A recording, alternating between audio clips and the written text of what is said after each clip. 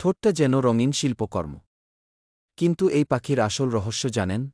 দক্ষিণ আমেরিকার রেইনফরেস্টে বাস করে ক্রেস্টেড আওয়াখ্যারে, এক অসাধারণ সুন্দর পাখি।